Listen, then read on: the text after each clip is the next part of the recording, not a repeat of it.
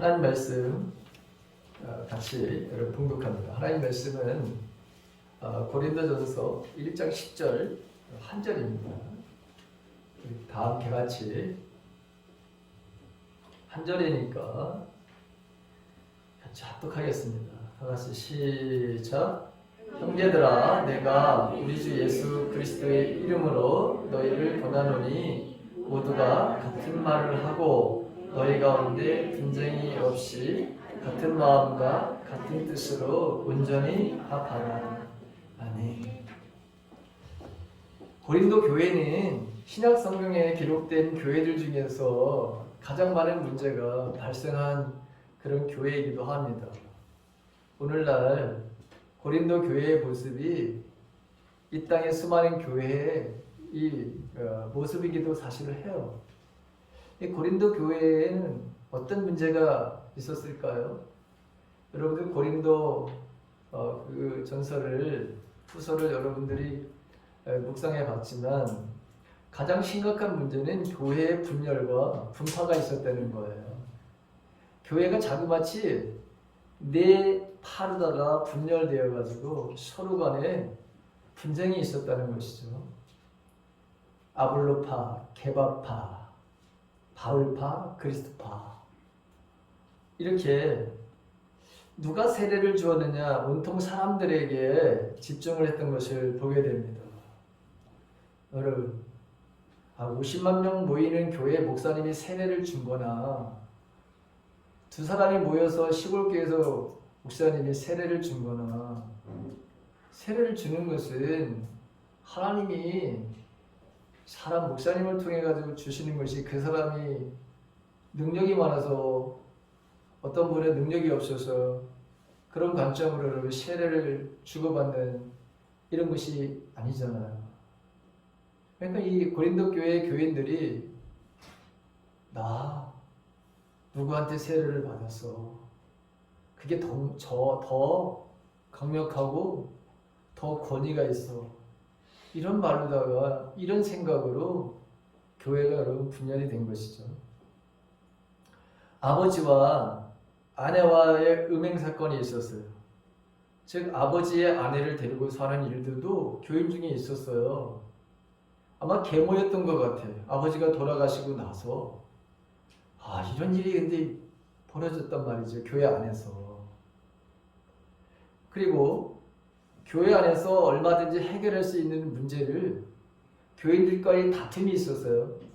그거를 세상 법정에 가가지고 그 법정에서 시시비비를 갈아달라는 거예요. 너무 어이없는 일을 지금 벌이고 있죠. 어떻게 하겠다는 거예요, 여러분? 만약에 교인끼리 문제가 생겨가지고 세상 법정에 가가지고 재판을 벌이면 어떻게 하겠다는 거예요? 너 죽고 나 살자는 거죠. 이게 여러분 고린도 교회의 문제였어요. 그것뿐만이 아니에요. 교인들이 우상 신전에 가가지고 음행을 저지르는 일도 발생을 했어요. 교회를 다니면서 어디 갔다는 거예요, 여러분? 세상 말로 말하면 사창가에 들락날락 됐다는 얘기예요. 이런 일들이 벌어졌어요. 그 옛날에 너 어디 출신이냐? 너 어디 사냐? 나 고린도에 살아. 그러면 세상 사람들이 어떻게 판단을 했냐면, 저 우상을 섬기는 사람들, 신전에 가가지고 여 사제들과 성관계를 맺는 것을 제1의 쾌락으로 삼는 사람들, 이렇게 여겼던 거예요. 고린도 교회가 그만큼 성적으로 아주 문란한, 왜? 항구 도시야. 고린도 지역 거기가 상업이 발달했어요. 그러다 보니 여기에 사람들이 모여들기 시작하잖아요. 온갖 세상의 사람들이 모여든 곳에는 항상 뭐가 생겼느냐? 사창가가 생겼던 거예요. 또 우상 신전에도 마찬가지로 여 사제들이 어마어마하게 많았던 거예요. 성적인 문란이 이 우상을 숭배하는 그곳에서 있었는데, 그 쾌락을 여전히 지금도 뭐예요? 끊지를 못하는 거예요. 그것뿐만이 아니라 결혼과 이혼에 대한 논쟁으로 교인들이 시끄러웠어요. 그 사도 바울이 뭐라고 얘기를 하냐면 절대로 부부가 분방하지 말아라. 기도에 전념하기 위해서 부부가 합의한 경우에만 분방을 하고 절대로 너희들이 분방해서는 안 돼. 절제하는 힘이 없는 틈을 타서 사단이 유혹해서 부부 사이를 또 갈라놔. 그러니까 서로 자기의 몸을 주장하지 말아라. 아내는 자기 몸이라고 해서 내 몸이다 주장하지 말고 남편도 마찬가지로 내 몸이니까 내 방식대로 한다. 그러면 안 된다. 하나님께서 짝지으신 이 부부관계는 아름다운 거예요. 성은 아름다운 거야. 그런데 이것을 잘못 왜곡해가지고 거룩하게 산다고 서로가 부부가 여러분 그 아름다운 부부 관계를 맺는 것을 거부하면서 산다. 이게 뭐 거룩하고 여러분 상관이 있어요. 그렇잖아요? 정말 하나님을 온전히 섬긴다고 한다면 더 아름다운 관계라면 부부가 더 육체적으로 이런 친밀감을 가져야지. 서로가 여러분 터치를 하면서 인생을 살게 되어 있어요. 하나님 그렇게 만드셨어요. 하나님과의 관계뿐만이 아니라 하나님은 바로 그 독처하는 인간이 바로 이런 거죠. 그게 안 되었어요. 그건 하나님 뜻이 아니었어요. 그래서 그렇게 세상에 가장 아름다운 하와를 만들어가지고 여러분 갖다 준 거예요. 그런데 잘못된 생각으로 이 부부관계를 온전하게 하지 않는 거룩하게 살겠다고 아유 이런 잘못된 생각을 가지고 있었던 사람들이 이게 고린도 교회의 성도들이었다고 하는 거예요. 그러면서 딴 데 가서 우상의 바로 신전에 가가지고 열심히 몸을 파는 그 여자들하고는 열심히 바로 성관계를 하면서 살아가는 이런 문제가 발생했다는 것이죠. 자, 그것뿐만이 아니라 우상에게 바친 재물을 먹어야 되느냐 먹지 말아야 되느냐 이런 논쟁. 야, 우상은 존재하지 않아. 사람이 만들어낸 거야. 그런데 우상에게 여러분 그 바쳤던 예전에는 다 그렇게 해서 시장에 나오는 거거든요. 예전에는 시장에 나와서 고기를 사 먹으려면 다 우상에게 바로 여러분 바쳤다가 그것이 바로 여러분 나오는 거예요. 사도 바울은 괜찮아 먹어도 돼. 그렇지만 내가 그것을 먹는 것을 보고 만약에 믿음이 약한 사람, 믿음이 바로 연약한 사람들이 시험에 든다면 나는 고기를 먹지 않을 거야. 그러니까 다른 사람의 양심을 위해서 고기를 먹어도 여러분 먹을 수도 있지만 다른 사람들의 그 양심, 연약한 양심 때문에 먹지 말아야 되는 그런 상황도 벌어지게 된다. 그러니까 믿음대로 모든 것을 해야 된다라고 하는 그런 이야기, 권면의 이야기를 하죠. 자, 그것뿐만이 아니라 사도 바울에 대해서, 사도직에 대해서 사실 우리가 알다시피 사도 바울은 처음부터 예수님을 따라다녔던 그런 제자가 아니었죠. 다메섹 도성에서 예수님을 만나게 되죠. 그러니까 사람들이 생각하기를 어떻게 생각했을까요? 야, 쟤는 가짜야. 권위가 없어. 왜냐하면 사도라고 하는 사람은 예수님이 부르시고 그리고 3년 동안 따라다녔어야 되고 그런데 사도 바울은 지가 어느 날 예수님 만났대. 그래가지고 해가다 돌았대네. 뭐 이러면서 나타나가지고 예수를 믿어야 된다. 뭐 이런 얘기를 하니까 야, 너의 사도직은 누가 보장해 주는 거야 도대체? 지금 12명의 사도들은 예수님 다닐 때 예수님이 가르쳤던 사람들이기 때문에 그 사람들에 대해서는 전혀 문제가 되지 않는데 유독 유대인 또 그렇게 예수 믿는 사람을 핍박했던 사람이 완전히 주님을 만나서 이제 복음을 전하는 일선에서 강력한 하나님의 능력을 행사하다 보니까 시기심이 생긴 거예요. 자기들은 그렇게 못하거든. 그러니까 사도직 야 믿을 수가 없어. 이래가지고 사도 바울을 비난하고 정죄하고, 그래서 저 사람 말 우리 듣지 말자. 별별 사람들이 다 나타나기 시작을 한 거예요. 자, 그 다음에 성만찬을 바로 하는데 어떤 사람들은 집에서 음식을 여러분 싸우잖아요. 가난한 사람도 있고 부자들도 있잖아요, 교회에. 근데 이 사람들이 들어와서 먼저 성만찬을 함께 해야 되는데, 아유, 자기들끼리, 부자들끼리 모여서 먼저 음식을 자기 싸우고 다 먹어버려. 그리고 여러분 성만찬을 한다고 해서 술도 그냥 지네가 다 퍼마시네 그냥. 그러니까 어떻게 되는 거예요, 여러분? 술 취한 사람이 교회 안에 있고 가난한 사람들은 오히려 소외당하는 거야. 아, 여기 와서도 우리가 소외를 당하네, 저놈들 때문에. 교회가 이런 문제가 바로 발생하는 거예요. 그 다음에 성령의 바로 은사가 강력하게 나타났던, 정말 성령의 은사를 충만하게 받았던 교회가 고린도 교회죠.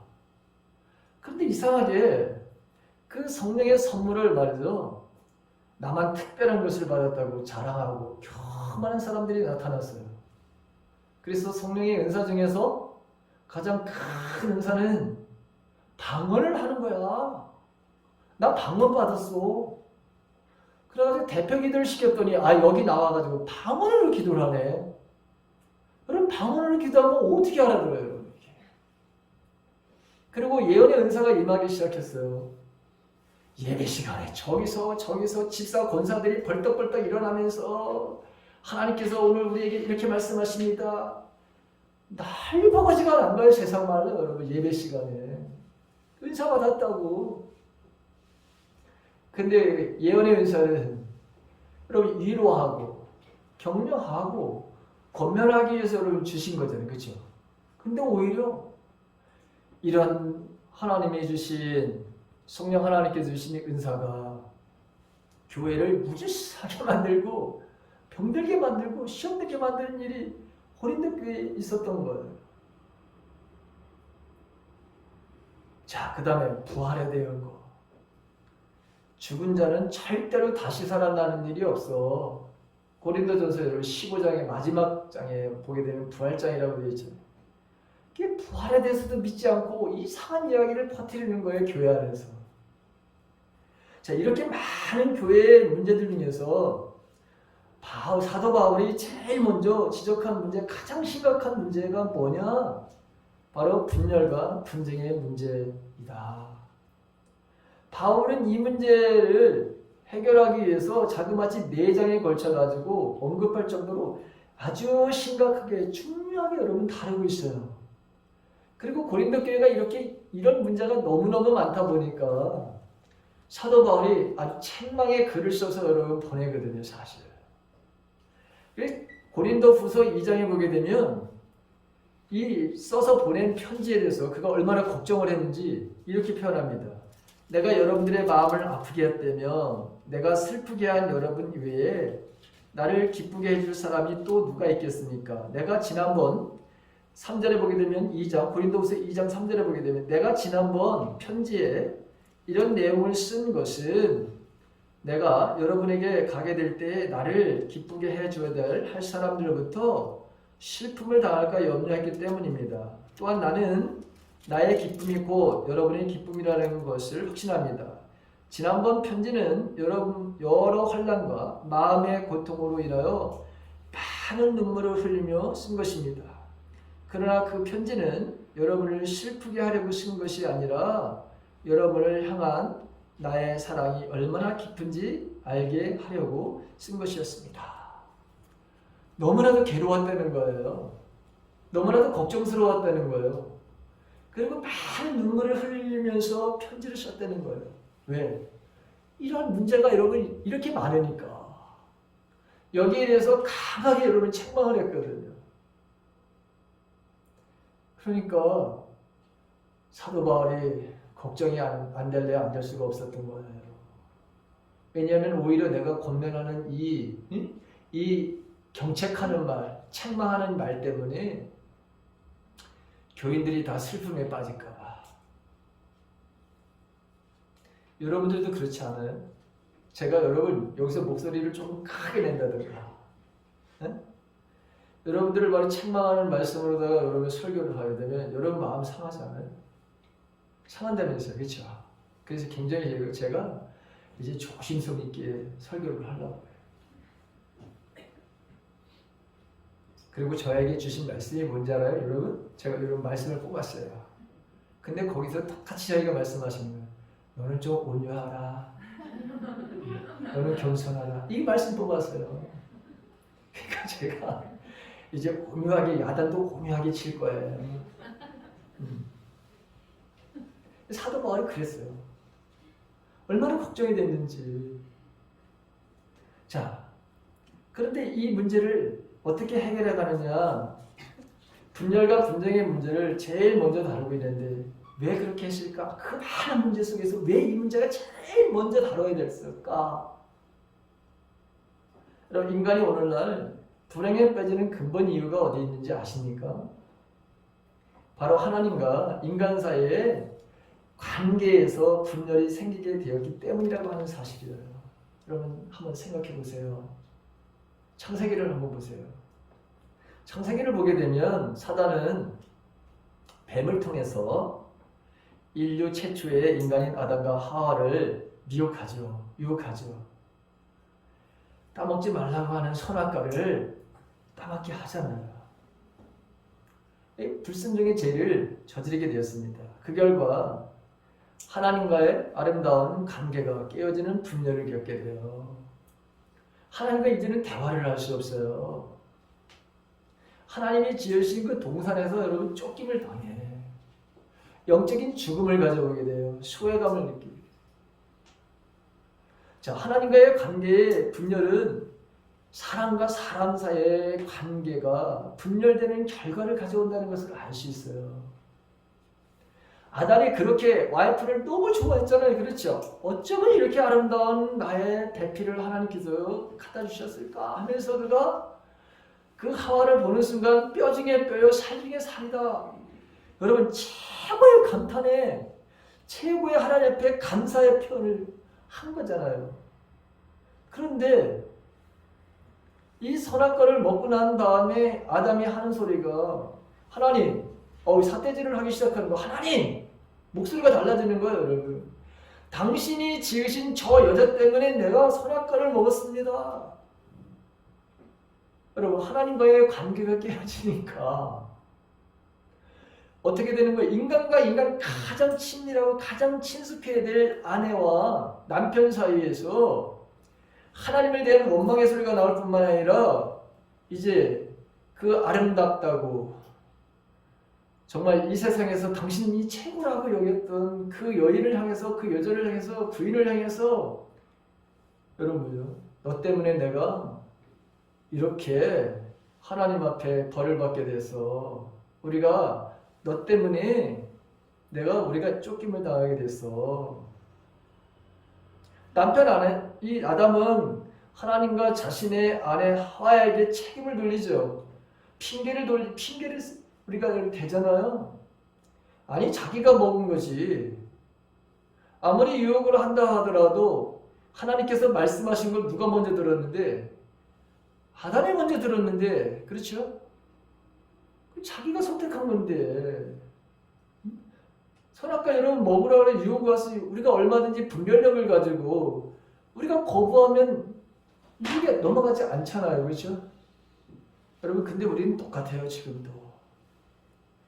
우리가 분별력이 없으면은 깨어있지 않으면, 다른 말로 깨어있지 않으면 우리는 수많은 유혹에 넘어가죠. 그 유혹이 넘어간 건 난데, 아니 저 사람이 유혹을 했다는 거야. 남편이 유혹을 했다는 거야. 아내가 유혹을 해서 내가 어쩔 수 없이 했습니다. 뭘 어쩔 수 없이 해. 내가 해놓고서는. 내가 선택해놓고 내가 결정하고 내가 한 것에서는 다 그것에 대한 잘한 것은 자기가 한 거고, 못된 것은 다 아내 때문이고 남편 때문이고 목사 때문이고 뭐 성도 때문이고 다 이렇게 얘기를 하는 거예요. 오늘날 똑같아요. 자, 그의 자녀들을 보십시오. 가인과 아벨 사이도 보세요. 마찬가지죠. 형 가인, 동생을 향한 시기와 질투로 인해서 서로 관계가 분열될 뿐만 아니라 이제는 뭐예요? 아예 형이 동생을 죽여 살인사건이 일어나는 것을 보게 돼요. 결국 이렇게 계속되는 이 관계의 분열은 노아의 바로 홍수로 온 세상을 심판받는 이런 일을 가져오게 돼요. 그래서 여러분, 이제 저와 여러분들이 그 어떤 것도 남에게 탓을 돌리지 않기를 간절히 바랍니다. 핑계 대지 마세요. 누구 때문이 아니에요. 나 때문이야. 나 때문이야. 뭘 누구 때문이야, 여러분. 내가 그렇게 하기로다가 내가 의지적으로 내가 받아들였는 건데. 여기 앉아 계신 분들 중에서 혹시 내 인생이 이렇게 된 것은 누구 때문이다 이렇게 여러분 원망하지 마세요. 불평하지 마세요. 그건 하나님 앞에서 크게 잘못하는 겁니다. 아무리 그렇죠. 우리는 상처받을 수 있죠. 우리의 부모님들이 온전합니까? 아니 여기 있는 목사가 여러분 온전하나요? 여러분들은 온전해요. 세상에 아무도 하나님 이외에는 선한 사람이 없어요. 온전한 사람이 없다고 성경에 말씀하고 있잖아요. 그러다 보니까 우리 여러분 상처 주고 받았잖아요. 그런데 그 상처를 받았다고 해서 내가 그런 잘못된 반응을 보이는 건 누구 책임이야 이거는? 누구 책임이야? 내 책임이죠. 내가 답을 분명히 얘기를 했는데 대답도 안 해주잖아 여러분. 여러분 화나셨어요? 왜 대답을 안 해줘? 여러분 내가 너무나도 책망을 했나? 아니잖아요. 대답 좀 하세요. 나는 대답을 하려면 신경질이 나요. 내 성격이 그랬다고 그랬잖아요. 원래 다혈질이 원래 그런 거예요. 다혈질의 사람은 반응을 안 보이면 짜증이 나게 돼 있어요. 다시 물어요. 그래서 알면서 자꾸 왜 그렇게 안 하시? 반응을 좀 보여. 고개라도 끄덕거리고 그러면 다시 안 물어요. 제가. 자, 여러분 분열되면 대체로 두 개로다가 분열이 되잖아요. 그렇죠? 양쪽으로. 그래서 다른 쪽에 여러분 반대를 해요. 근데 우리 정치를 보더라도 그렇죠. 우리 정치는 서로 발목을 잡아가지고 국민의 삶을 아주 나락으로 떨어뜨려. 국민의 삶을 향상시키는 게 아니라 반대를 위한 반대의 말을 해. 여러분 이게 원래 우리 정치의 말의 현실이죠. 국민들을 위한다고 하지만 뭔 국민을 위해요? 국민을 이야기는. 여러분 속지 말아요.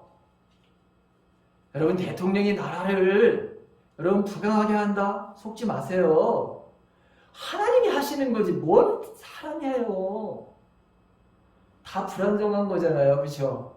너무 기대하지 말라고. 너무 여러분 지나치게 사람한테 의존하지 말라고요. 그게 잘못됐다고 하는 걸 우리는 성경을 통해서 얼마든지 우리가 듣는데도 불구하고 아직까지 그런 분별력이 없어가지고 뭐 사람한테 실망을 했다니 뭐 저 사람이 저랬다니 그럴 필요가 전혀 없습니다. 자, 이게 둘도 갈라지면 봉합하기가 힘든데 교회가 넷으로 갈라졌어요. 그러니 이게 얼마나 여러분 사도 바울이 볼 때 개척하신 사도 바울이 볼 때 이게 얼마나 여러분 안타까운 일이야. 오늘날 부끄럽고 창피한 일이 참 많이 일어나죠. 교회의 분열과 분쟁에 관한 소식들. 가장 대표되는 것이 여기도 마찬가지면 자신의 발에는 후계자. 의퇴를 하고 나서 교회가 자기 거라고 생각하는 사람들이 의외로 많아요. 참 목사님들 참 이런 분들 너무 많아. 그래가지고 후계자를 꼭 아들을 심어야 된다고. 아니 저 시골교회 담임 목사님들은 절대 그런 마음 안 가져요. 거기는 여러분 2명, 3분, 5분 많아야 요즘 15, 4배예요. 시골에. 거기다가 자기 아들을 심겠다는 목사님들 있으면 나와보라고. 어떠니까? 근데 꼭 수십만, 수천 이렇게 넘어가는 데는 꼭 거기다가 내 아들을 심어야 된다는 거야. 아니면 아들 아니면 내 사위를 심어야 되고, 그것도 안 되면 내 먼 친척 뭐 하겠다는 거예요? 내가 주인이라는 거지. 내가 그래서 영원히 통치하겠다는 거지. 근데 그 양반 죽어요. 100살 못 산다니까. 못 살아. 기껏 많이 살아야 120살 살겠지. 아유, 그래도 겨우 120살이야. 겨우 120살. 자, 이런 일들이 얼마나 많이 뻔한지 몰라요. 오늘 바로 여러분 고린도 교회가 그랬다는 거잖아요. 자, 개척을 했어요. 사도 바울이. 그리고 후임자가 아볼로가 왔어요. 아볼로가 설교를 기가 막히게 잘해요. 여러분, 이 달변가예요. 아볼로는 성경에 그렇게 되어 있어요. 굉장히 논리적이고 합리적이고 아주 사람들에게 쏙쏙 들어오게 설교를 했어요. 아, 이렇다면 얼마나 좋을까? 여러분, 좀 제가 아볼로와 같으면 여러분 얼마나 좋을까? 아, 난 근데 못해. 그래서 여러분 힘들잖아요. 사도 바울은 말이 어눌해서요. 나 같았던 것 같아. 근데 그분이 쓰는 글은 굉장히 힘이 있어. 굉장히 능력이 있어. 그런 표현을 성경에서 하고 있어요. 이 사람들이 바울의 편지를 보고서는 힘이나 용기를 갖고 아, 정말 대단한 사도야. 그런데 이분이 설교를 하기 시작하면 다 막 졸기도 하고 자기도 하고 말을 제대로 잘 유창하게 못하니까요. 꼬박꼬박 졸다도 하고 말이지. 이런 일이 벌어졌어요. 그러니까 나는 아볼로파야. 이렇게 바로 여러분요 생긴 거예요. 그 다음에 더 복잡해진 거는 베드로의 영향을 받은 사람들. 베드로가 고린도 교회에 직접 방문을 했는지 안 했는지는 정확하게 성경에 나와 있지 않거든요. 그런데 아마 이 사람들은 야, 베드로를 봐라. 베드로는 12명의 사도 중에 거기 처음서부터 있었어. 그러니까 예수님하고 같이, 그 다음에 부활하신 그 모습도 보고 모든 것을 다 봤어. 그리고 베드로는 수제자야. 자, 그 당시 예수님의 사도가 되기 위한 자격은 예수님이 이 땅에 살아계실 때 함께 제자들을 부르셔야 돼, 직접. 그리고 함께 예수님하고 3년 반 동안이나 동고동락을 했던 사람이에요. 그리고 요즘에 부활을 목격한 사람. 그 사람을 다시 사도로 뽑는 이야기가 사도행전에 나와요. 그렇죠? 그 기준이 그거였어요. 세 가지 기준이었어요. 근데 딱 보니까 베드로가 거기에 딱 맞는 사람이야. 그러니까 우리는 야, 예수님의 수제자인 베드로파야. 베드로가 제일 권위가 있어. 예수님도 수제자라고 인정했잖아. 그러니까 우리는 베드로파니까 우리가 아마 제일 더 권위 있고 우리는 정상적으로 예수를 믿는 사람들이야. 그랬는데 이번에는 여러분 뭐죠? 야, 그런 소리 하지 마라. 베드로나 아볼로나 바울은 인간이야. 어? 진짜 어? 믿음의 사람들은 우리야. 우리는 사람을 믿지 않아. 우리는 오직 예수 그리스도만을 믿는 그리스도파야. 이래가지고 여러분 지금 이 고린도 교회가 네 파로 나눠진 거예요. 바울 감리교회가 새로 생긴 거고 아볼로 감리교회가 생긴 거야.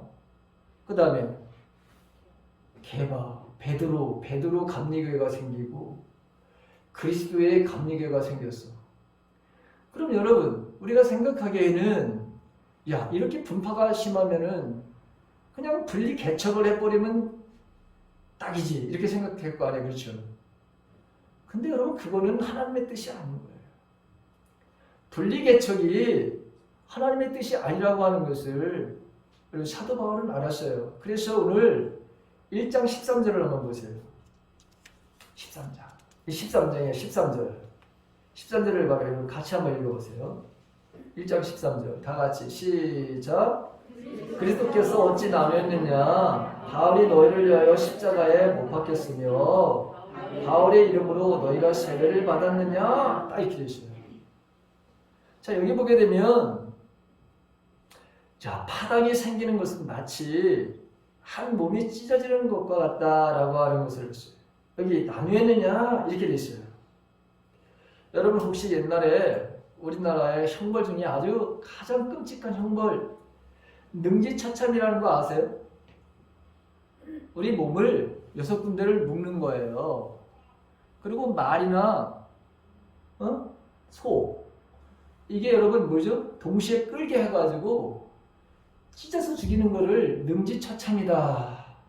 정말 이게 인간이 이런 벌을 내렸다고 하는 거는 너무 악하도 어떻게 이렇게 인간이 악할 수가 있어요, 이게 바로 여러분 몸을 찢는다고 하는 거예요. 아니 예수님이 그렇게 몸이라도 찢어지게 교회가 이렇게 분열되는 것이 그게 예수님의 뜻이냐 이 말을 하는 거예요. 두 번째 바울이 야 내가 너희를 위해서 십자가에서 내가 못 박혀 죽었어? 아무리 뛰어난 지도자라 할지라도 십자가 아래서는 똑같은 죄인이야. 사도 바울은 우리가 알다시피 내가 죄인 중에 괴수다 이렇게 고백을 하잖아요. 그런데 우리가 지도자를 존경할 수도 있지만 우상에 대해서는 안 되는 거잖아요. 그렇죠? 우상을 만드는 거예요. 다 지금 우상을 만드는 거예요. 세 번째 바울은 아니 너희가 내 이름으로 세례를 받았냐 이렇게 질문하는 거죠. 바울은 누구의 이름으로 세례를 받았는지가 중요한 것이 아니라 즉 세상에 인기 있고 권위 있는 사람에 의해서 세례를 받는 것이 중요한 것이 아니라 세례의 진정한 의미를 알고 있느냐 이렇게 묻는 거예요. 여러분 세례는 어떤 의미입니까? 세례는 죽는 거예요. 죽는 거. 내가 물속에 여러분 뭐예요? 침 내지 사실은 단글 침자를 써가지고 꼴딱 여러분 물속에 들어갔다가 나오는 거잖아요. 옛 내 자아를 죽인다는 거예요. 내 옛 사람을 죽인다는 거잖아요. 그 다음에 물속에서 딱 일어날 때 예수님처럼 우리가 부활한다는 의미잖아요. 이게 세례의 진정한 의미죠. 그래서 여러분 우리 공동체의 일원이 되었다. 너는 우리 편이야. 이제 할 때에 이 세례의식을 반드시 거치게 했던 거예요. 이 세례를 통해서 주님과 일치, 주님과 연합, 공동체와 하나됨. 여러분 이런 의미도 있거든요. 내가 죽었다가 다시 이제 살아난다고 하는 그 의미도 있지만 내가 믿음의 공동체에 이제는 하나의 구성원이 됐다라고 하는 것을 공동체 구성원들에게 보여주는 것 행위가 세례의 의미거든요. 그런데 이 사람들은 뭐예요? 사람이 우상이 돼버렸어요. 여러분 이거 굉장히 조심해야 될 거예요, 여러분들도. 절대로 지금 여러분들은 그러지 않지만 가까운 교회, 우리 교회 목사님만이 최고다 이러면 안 돼요. 안 된다고. 네? 근데 나 진짜 이상한 그 교인들 많이 만났어요. 특히 여러분 큰 교회 그 교인들 오만하기 방자없지 아주. 자기네 목사님이 예수님보다도 더 위대하다고 생각하는 교인들 어마어마하게 많아요. 이거 다 잘못된 거예요. 목사가 우상이 돼버려서 목사님의 말이라면 예수님의 말씀보다 더 권위가 있어. 난 그런 교인들을 어마어마하게 많이 봤어요. 이거 다 목사가 잘못 교육시킨 거죠. 그리고 자기네 교회 목사님만이 최고의 목사님은 어디 그래요? 저 시골에서 정말 단 한 사람 그 성들을 놓고 365일 새벽 기도를 하고 단 한 사람의 영혼을 위해서 여러분 기도하시는 그 목사님, 여러분 그 남들이 가지 않은 그 후쿠시마 원전 터졌을 때 우리가 여러분 후원하는 그 권오석 선교사님 보세요. 남들은 다 안 가고 다 피하는데 내가 거기 가서 그리스도의 사랑을 전해야지. 온몸에 여러분 뭐예요? 온몸에 지금 당신의 몸에는 그 원자력에서 나오는 방사선으로 해서 온몸이 지금 다 여러분 감염이 됐어. 그래서 이분이 조금만 날씨가 흐리거나 컨디션이 안 좋으면 여러분 너무 힘이 들어가시고, 그래도 여러분 제가 지난 여름에 만났는데 나 3년 더, 나 3년 더 일본 선교 원주민들을, 일본 사람들, 그 사람들을 사랑하는 마음으로 목사님 3년 더 나는 가서 이들을 위해서 복음을 전하다 오겠습니다. 여러분, 이렇게 세상에는 정말 주님 한 분만을 바라보면서 온통 그분에게 집중을 하고 그분만이 영광을 받아야 된다고 하면서 생명을 내어걸고 복음을 전하고 헌신하고 목숨을 다해서 하시는 선교사님들, 저 시골에서 강산촌에서 어촌에서 저 섬마을에서 목회를 하시는 분들이, 훌륭한 목사님들이 세상에 더 많은데 뭔 서울에서 아니면 무슨 뭐 이런 데서 목회하는 사람, 그 목사가 훌륭하다고 그분들이 최고라고 뭐가 그래요 여러분. 여러분들 절대로 여러분 그런 생각 갖지 않죠? 하지 말아요. 큰일 나. 큰일 나. 자, 여러분 오늘날 마찬가지로 우리는 여러분 예수님의 몸된 일부분이잖아요. 그렇잖아요?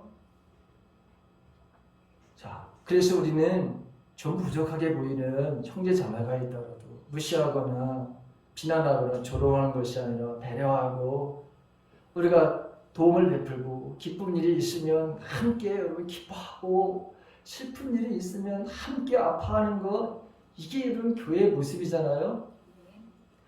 교회는 다양한 사람들의 모임이잖아요. 오죽하면 여러분 교회를 잡탕마기를 잡탕마 아시지? 섞어찌개.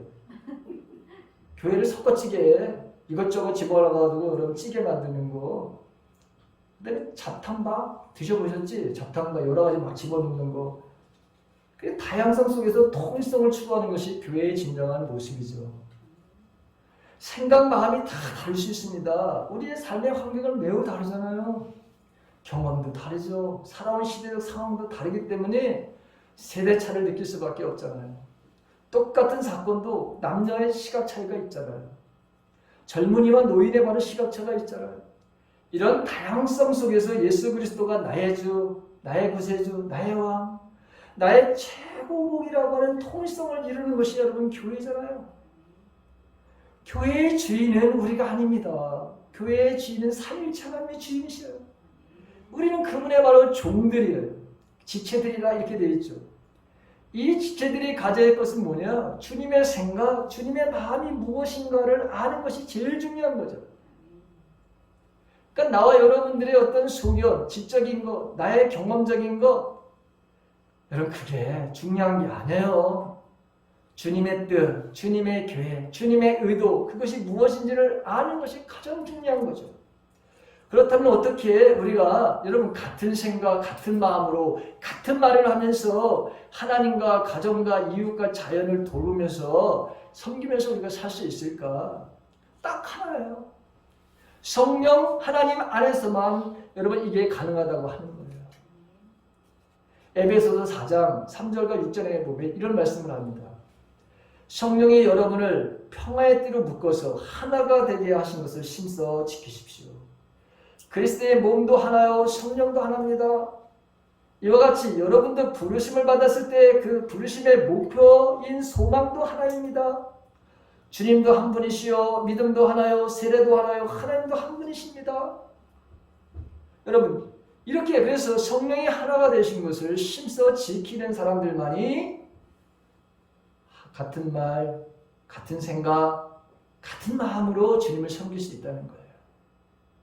로마서 8장과 5절에서 8절에 이런 말씀을 합니다. 육신을 따라 사는 사람은 육신에 속한 것을 생각하나니 성령을 따라 사는 사람들은 성령에 속한 것을 생각합니다. 육신에 속한 생각은 죽음입니다. 그러나 성령에 속한 생각은 생명과 평화입니다. 육신에 속한 생각은 하나님께 품은 적대감입니다. 그것은 하나님의 법을 따르지 않으며 또 복종할 수도 없습니다. 육신의 매인 사람은 하나님을 기쁘시게 해드릴 수 없습니다. 이렇게 돼 있어요. 여러분 보세요.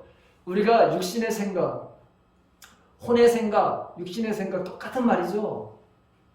우리의 여러분 지식, 우리의 감정, 우리의 의지, 또 우리의 상상력, 이게 여러분 온전하지 못하잖아요. 그러니까 육신의 생각을 하게 되면 언제나 자기 소견대로다가 하는 거예요. 한 마음이 될 수 없어요. 똑같은 생각을 할 수 없어요. 똑같은 말을 할 수 없어요. 그런데 성령의 말에 여러분 속한 사람은 성령의 말의 뜻이 무엇인지, 왜? 이분은 하나님의 속 마음도 다 알고 계시다고 성경을 기록하고 있잖아요. 로마서 8장 27절. 사람의 마음을 꿰뚫어 보시는 하나님께서는 성령의 생각이 어떠하신지를 아십니다. 이렇게 되어 있잖아요. 그 다음에 고린도전서 2장 9절서부터 16절에 보게 되면 성경에 기록된 바 눈으로 보지 못하고 귀로 듣지 못할 것들, 사람의 마음에 떠오르지 않는 것들을 하나님께서는 자기를 사랑하는 사람들에게 마련해 주셨다. 하나님께서는 성령을 통해서 이러한 일들을 우리에게 계시해 주셨습니다. 성령은 모든 것을 살피시니 곧 하나님의 깊은 경륜까지도, 여러분 경륜이라는 건 뭐냐면 하나님의 뜻, 하나님의 의도, 하나님의 섭리, 이 모든 것들을 다 살피시는 분이 누구시다? 성령 하나님이시다. 그래서 그 성령 하나님은 우리들에게 눈으로 보지 못하고 귀로 듣지 못한 모든 것, 사람의 마음에 떠오르는 것들을 다 우리에게 알려주시는 분이다, 가르쳐주시는 분이다 이랬어요. 우리가 잘 아는 대로 갈라디아서 2장 20절에 있는 말씀, 내가 육체 가운데 사는 것은, 내가 지금 살고 있죠. 그렇지? 육체 가운데 살고 있죠. 근데 지금 내가 사는 것, 나를 위해서 자기 몸을 버리신 예수 그리스도를 믿는 그 믿음 안에서 사는 것이다, 이렇게 고백하잖아요. 그렇죠? 내 안에 누가 계신 거예요? 그렇죠. 성령으로 여러분 주님이 계시는 거잖아요. 우리 안에 주님이 계셔. 우리 안에 성령이 계셔. 그럼 우리는 같은 생각, 같은 마음, 같은 말을 할 수 있다는 거예요. 이 말이 그 말이에요. 그래서 여러분 이제 결론, 신령한 사람들, 즉 육에 속한 생각이 아니라 성령에 속한 사람들, 성령의 말에 여러분 충만한 사람들은 모든 것을 판단하나 자기는 아무것도 판단을 받지 않는다. 성경 그렇게 기록하고 있거든요. 누가 주님의 마음을 알았습니까? 누가 그분을 가르치겠습니까? 그러면 사도 바울이 이런 말합니다. 그러나 우리는 그리스도의 마음을 가지고 있습니다. 이렇게 표현하고 있어요. 그리스도의 마음을 가지고 있으니 당연히 여러분 생각하는 게 하나가 될 수밖에. 이제 1년 동안 저와 여러분들이 우리가 성령의 사람들이 되어서 같은 생각을 가지고 같은 마음으로 같은 말을 하는 거예요. 행동을 나타내는 거예요. 말은 행동을 하는 거잖아요. 생각이 들어와서. 그래서 결국에는 그 마음속에 있고 그것이 말로다가 표현되는 거잖아요. 자, 이제 1년 365일 동안 우리가 같은 생각, 같은 마음으로 교회를, 하나님을, 가정을, 이웃을, 자연을 돌보는 그런 삶을 살아내는 저와 여러분들의 삶이 되시기를 예수님의 이름으로 간절히 축원합니다.